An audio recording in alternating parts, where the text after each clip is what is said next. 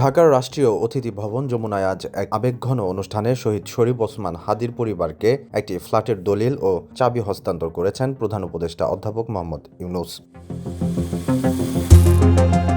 জাতীয় গৃহায়ন কর্তৃপক্ষের উদ্যোগে রাজধানীর লালমাটিয়া এলাকায় অবস্থিত একটি রেডি ফ্ল্যাট হাদির স্ত্রী ও পরিবারের সদস্যদের হাতে তুলে দেওয়া হয়।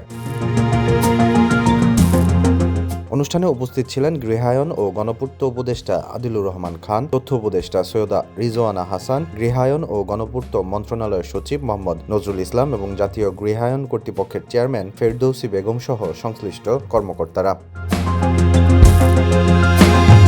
ফ্ল্যাট হস্তান্তরের পর প্রতিক্রিয়ায় হাদির স্ত্রী রাবিয়া ইসলাম শম্পা সামাজিক যোগাযোগ মাধ্যমে এক পোস্টে জানান, প্রধান উপদেষ্টা তাদের বাসভবনে ডেকে এই সহায়তার কাগজপত্র হস্তান্তর করেন। তিনি বলেন, স্বামীর হত্যার বিচারের বিষয়ে সর্বোচ্চ চেষ্টা করা হবে, এমনটি আশ্বাস দিয়েছে ডক্টর মোহাম্মদ ইউনূস।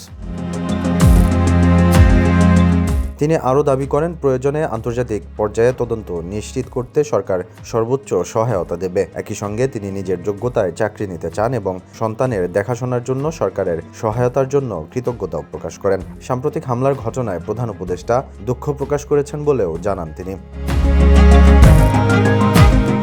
বিশেষজ্ঞরা বলছেন, রাষ্ট্রীয়ভাবে শহীদ পরিবারের পাশে দাঁড়ানো সরকারের একটি গুরুত্বপূর্ণ মানবিক উদ্যোগ। তবে একই সঙ্গে হত্যাকাণ্ডের বিচার ও দায়ীদের শাস্তি নিশ্চিত করাই হবে সরকারের জন্য সবচেয়ে বড় চ্যালেঞ্জ। শহীদ ওসমান হাদির পরিবারের জন্য এই ফ্ল্যাট হস্তান্তর শুধু একটি বাসস্থানের ব্যবস্থা নয়, বরং রাষ্ট্রীয় স্বীকৃতি ও সহানুভূতির প্রতীক হিসেবেও দেখা হচ্ছে।